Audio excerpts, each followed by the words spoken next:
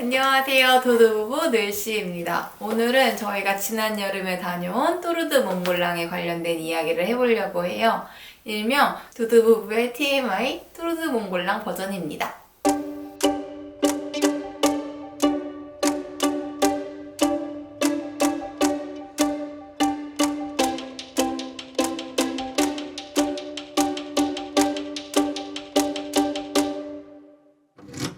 뚜르드 몽블랑이 무엇인지 알고 계신가요? 뚜르드 몽블랑은 TMB라고 불리우기도 하는데요. 뚜르드 몽블랑 요거를 약자로 해서 TMB라고 불리운다고 해요. 유럽에서 가장 유명한 장거리 트레일이기도 하고 세계적인 집단지성의 그 백과사전이라고 할 수 있는 위키에 의하면은 클래식한 유럽의 롱 디스턴스 하이킹 트레일이다 라고 표시가 되어져 있더라고요. 그만큼 유럽을 대표하는 장거리 트레일, 장거리 하이킹 코스라고 생각할 수 있습니다. 뚜르드 몽블랑 TMB의 경우는 전체 길이가 170km 정도 되고요. 약 110마일 정도의 그 길이를 갖고 있다고 해요. 몽블랑 산 주변을 도는 둘레길과 같은 곳이라고 생각하시면 되는데 몽블랑 산 자체가 프랑스, 이탈리아, 스위스 이렇게 3개국에 거쳐서 형성되어져 있기 때문에 그 뚜르드 몽블랑 한 바퀴를 걷고 나면은 3개의 나라를 다 함께 여행하고 각각의 위치에서 다른 모양의 몽블랑 산을 구경할 수 있다는 그 재미가 있기도 합니다.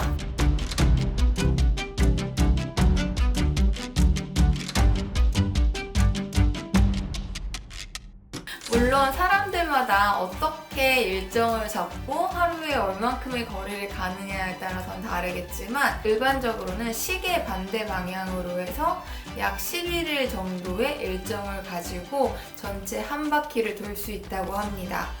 뚜르드 몽블랑의 경우에는 어느 지점에서 시작을 하느냐에 따라서 굉장히 다양한 코스 구성이 가능한데요. 그 중에서도 대표적으로는 샤모니 근처에 있는 레유슈, 레스공따민스, 후르마이에르, 라파울리, 샹페 이렇게 도시부터 시작을 해서 몽블랑을 한 바퀴 도는 코스를 짜는 경우가 일반적인데 아무래도 이런 마을들은 일반적인 마을보다 조금 더 규모가 있는 마을이다 보니까 다른 곳에서 교통편으로 연결되어지기 쉽다는 장점이 있을 테고 그 마을에서 갖고 있는 인프라들이 있기 때문에 사람들이 그곳을 시작과 종점으로 이용하는 경우들이 많은 것 같습니다. 저희의 경우에는 레유슈라는 마을에서부터 그 TMB의 여정을 시작을 했고요. 그 마을에서부터 시작해서 약 6박 7일 동안의 일정으로 한 바퀴를 돈 다음에 일정을 마무리하는 여정으로 다녀왔습니다. 레유슈는 샤모니에서 굉장히 가까이 있는 버스를 이용해서 한 20분, 30분 정도만 가면은 갈 수 있는 그러한 작은 마을이에요.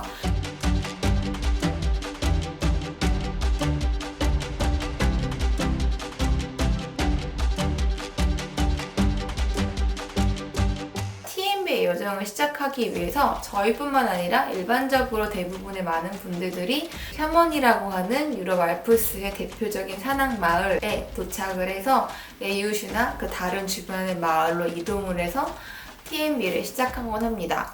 샤모니까지 가는 방법은 애석하게도 한국에서 바로 다이렉트로 갈 수는 없어요.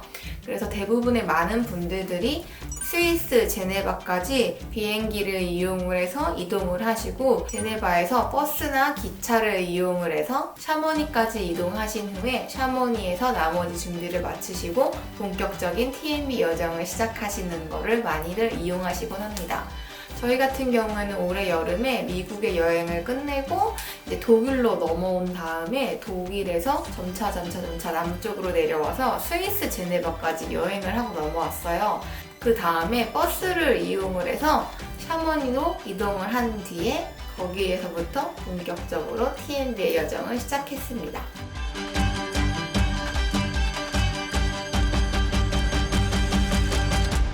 그리고 TMB 같은 경우에는 굉장히 오랜 시간 동안 사랑을 받아온 유럽을 대표하는 트레일이지만 그렇기 때문에 더더욱 굉장히 다양하게 코스가 변형되어진 경우가 많았어요. 그래서 지도를 보면은 뭐 변형 1코스, 변형 2코스 이런 식으로 굉장히 변형된 버전이 많았는데, 그러다 보니 여러분들께서 TMB를 준비하시기 전에 꼭 지도를 준비하시거나 GPS 파일 같은 것들을 미리 사전에 준비하셔서 체크해 보시는 걸 추천드립니다. 변형된 코스들이 많기 때문에, 그리고 시작과 마무리되는 지점이 다르기 때문에 코스에 굉장히 다양하게 되어져 있긴 하지만, 저희 같은 경우에는 레유슈에서 시작해서 한 바퀴 도는 걸로 했었고 전체 6박 7일의 여정으로 TMB를 끝냈습니다. 프랑스에서 하루, 이탈리아에서 이틀, 스위스에서 이틀, 그리고 다시 프랑스에서 하루, 이렇게 해서 총 6박 7일 동안의 일정으로 뚜르드 몽블랑 여정을 끝냈습니다.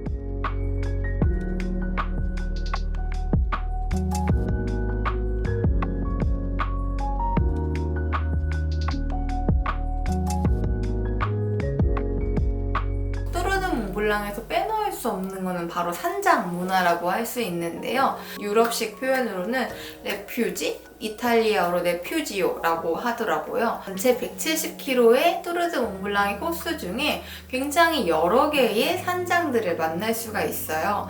일반 작은 마을이나 큰 마을에 가도 만날 수 있는 건 물론이고, 산 중턱에 있는 곳에서도 산장들을 만날 수 있습니다.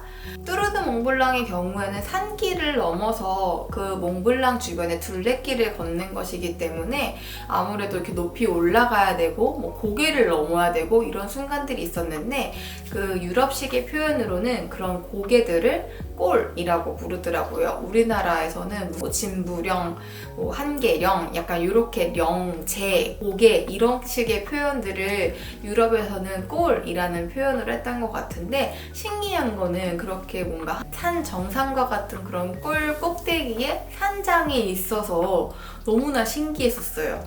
근데 이러한 산장이 있는 거는 뚜르드 몽블랑을 즐기는 하이커들한테 파라다이스와 같은 존재가 아닐까라는 생각을 했는데요. 바로 이러한 산장 때문에 하이커들의 하이킹 생활이 굉장히 편리해지기 때문입니다. 첫 번째로 산장을 이용해서 숙박을 해결할 수 있어요. 무겁게 텐트나 개인적으로 필요한 짐을 짊어지고 가는 것도 물론 가능하긴 하지만, 그 이미 있는 산장의 숙박시설을 이용해서 그곳에서 잠을 잘 수가 있고요. 만약에 이렇게 산장을 이용해서 숙박을 이용하시는 경우에는 본인이 하루에 걸어야 하는 거리를 산장 기준으로 끊어서 계획을 사전에 해놓으시면 굉장히 좋을 것 같기는 해요.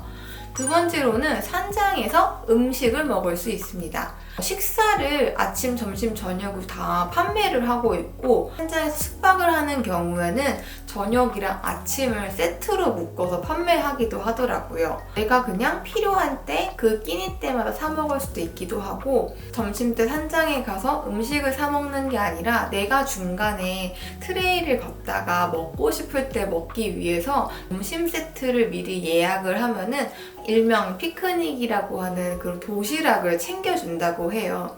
170km 동안에 걸쳐져 있는 그 뚜르드 몽블랑에서 굉장히 여러 개의 산장들을 이용을 해서 음식을 먹게 되면은 내가 배낭 속에 짊어지고 다녀야 하는 음식의 무게도 현저하게 줄어들 수 있기 때문에 굉장히 하이커들한테는 유용한 시설일 수 있겠죠. 물론 각각의 산장마다 가격에 편차가 있긴 하지만, 일반적으로 숙박의 경우에는 30에서 40유로 정도 했었고, 숙박과 저녁 식사 그리고 그 다음날 아침 식사까지 포함된 일명 패키지 같은 그런 경우에는 60에서 70유로 정도 가격을 하더라고요. 그리고 그렇게 점심 식사, 피크닉의 경우에는 12에서 15유로 정도의 가격으로 받고 있었습니다. 숙박을 해결할 수 있는 거는 물론이거니와 산장을 이용해서 간단하게 맥주도 마실 수 있고 커피도 마실 수 있고 음료수나 간식거리 같은 것도 사 먹을 수 있습니다. 그래서 산장을 이용할 때 저 같은 경우에는 너무 좋았던 게, 중간중간에 커피를 마실 수 있는, 그냥 뭔가 인스턴트 커피를 먹는 게 아니라 직접 에스프레소 샷을 내려서 그거를 이용해서 만든 커피, 물을 팔팔팔 끓여서 누군가가 만들어주는 커피를 비교적 저렴한 가격으로 먹을 수 있다는 게 너무 좋았고요. 물론 양궁 같은 경우에는 수시로 콜라를 사 먹을 수 있는, 그것도 시원한 콜라를 냉장고에서 갓 꺼낸 콜라를 사 먹을 수 있다는 걸 굉장히 만족해 했었어요. 그리고 저희 둘 다 이전 영상에서 보셨겠지만 비어 하이킹이라고 할 수 있는 그렇게 맥주를 마실 수 있는 재미를 주는 또 하나의 되게 중요한 저희의 파라다이스 같은 역할을 했던 곳이 바로 산장입니다. 산장의 경우에는 미리 예약을 할 수 있는 방법도 있기는 해요. 영상 하단에 링크는 걸어둘 건데 그 링크를 보면은 전체 170km 동안의 TMB 여정에서 이렇게 분포하고 있는 산장들의 목록들이 쭉 나오고 본인이 시계 방향으로 돌지 시계 반대 방향으로 갈지 그리고 언제 출발해서 언제 정도의 마무리를 할지 이런 값들을 입력을 하면은 그거에 맞게끔 추천되어지는 목록들이 나오기도 하고 산장에 대한 기본적인 정보들 그리고 뭐 연락할 수 있는 방법들 이런 것들이 다 나오는 사이트가 있어요. 그래서 그 사이트를 이용을 해서 예약하시거나 아니면은 그 사이트에 기재되어져 있는 연락처로 직접 연락을 해서 예약을 하시는 방법도 있습니다. 이렇게 미리 예약을 하고 가는 거가 부담이 될 수도 있어요. 왜냐면은 사람이 계획한 만큼 그렇게 완벽하게 계획대로 돌아가는 거는 아니잖아요. 어느 정도 큼직큼직한 것들은 예약을 해놓고 직접 내가 방문했을 때 혹시 방이 있니? 내가 오늘 묵을 수 있을까? 이런 걸 물어보면서 직접 거기 현장에서 예약을 하고 이용을 할 수 있는 시스템이 있기도 합니다. TMB의 비수기와 성수기 때에 굉장히 편차가 큰 편이라고 하니까 미리 여러분이 가실 시기가 언제인지도 고려해서 함께 생각해 보셔야 될 것 같기는 해요.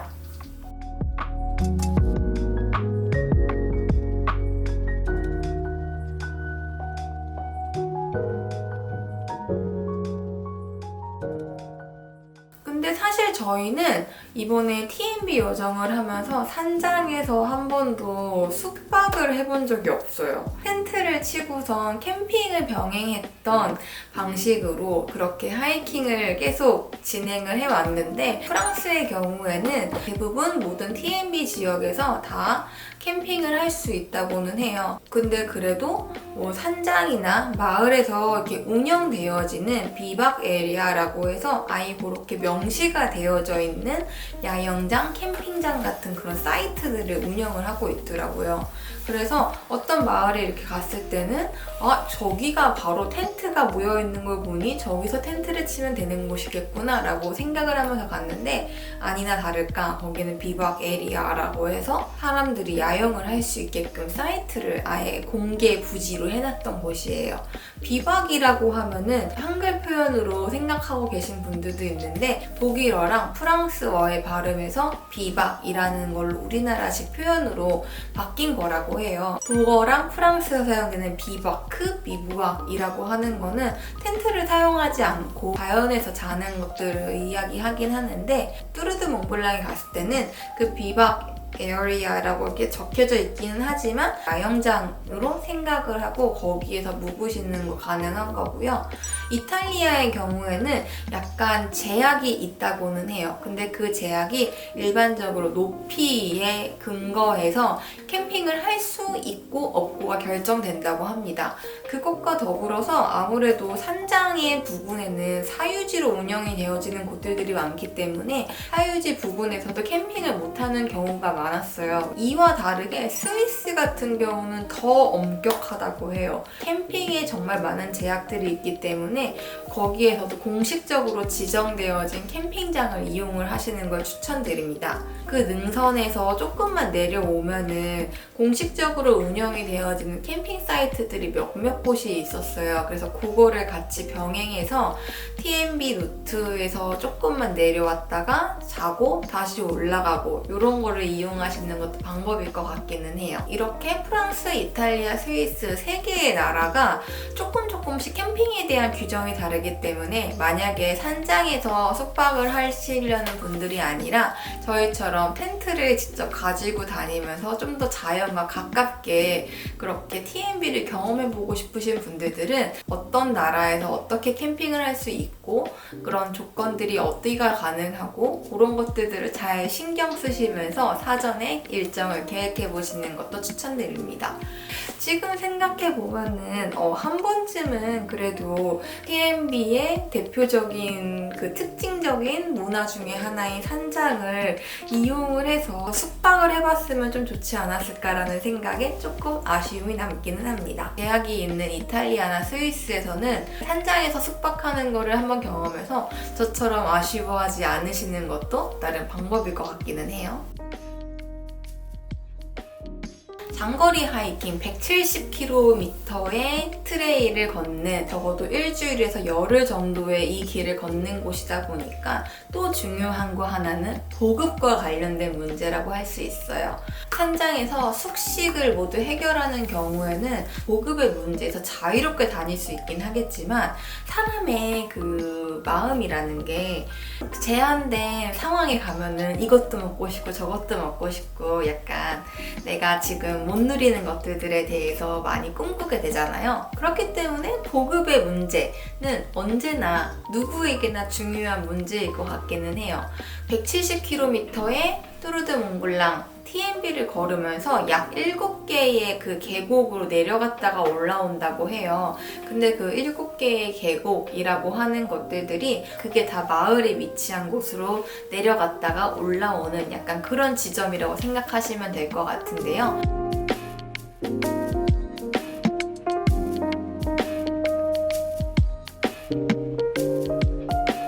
그러다 보니까 굉장히 마을들을 자주 만날 수 있었고 마을들에서 만날 때마다 마트가 있었고 레스토랑이 있고 여러 가지 물건들을 구매할 수 있는 배를 채울 수 있고 심리적인 위안을 받을 수 있는 그러한 장소들이 있더라고요.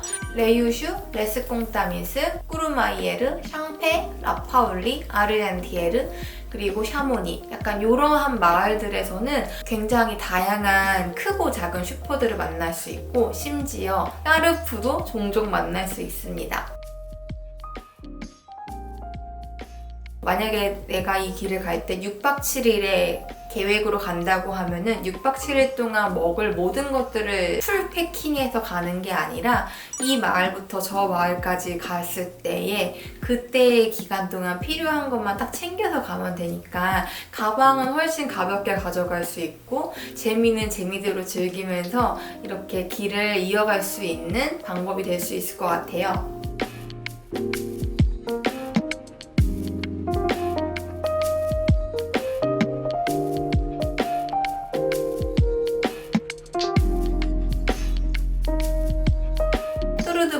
몽블랑의 그 여정을 준비하고 6박 7일 동안 실제로 그 길을 걸으면서 저희도 궁금했던 부분들이고 약간 찾기 애매했던 부분들에 관련된 TMI를 오늘 여러분들께 소개해드렸습니다. 저희가 170km TMB를 걷는 6박 7일 동안 사용했던 장비나 해킹과 관련된 영상은 별도의 영상으로 소개하도록 할 거고요. 보시고서 내가 정작 궁금한 거는 왜 얘기해주지 않지? 라고 생각하실 수 있을 것 같아요. 저희의 TMI를 들으시고 나서도 더 궁금하시거나 아니면은 내가 직접 갔다 왔었을 때는 이런 것도 같이 TMI로 알고 있으면 좋을 것 같아 라고 생각되는 부분들이 있으면은 영상 하단에 꼭 댓글 달아주시고요.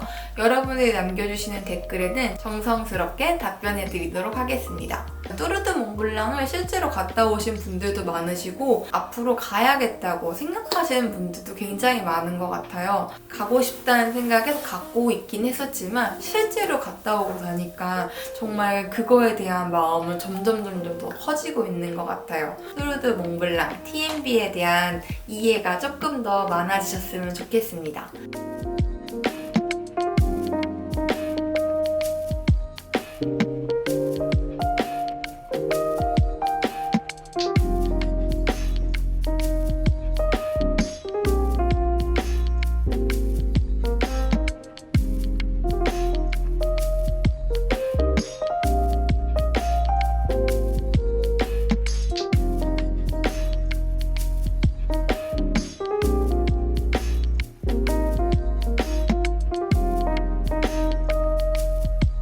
그러면은 궁금하시거나 아니면 추가적으로 알려주시고 싶은 TMI 있으시면 꼭 댓글 달아주시고요.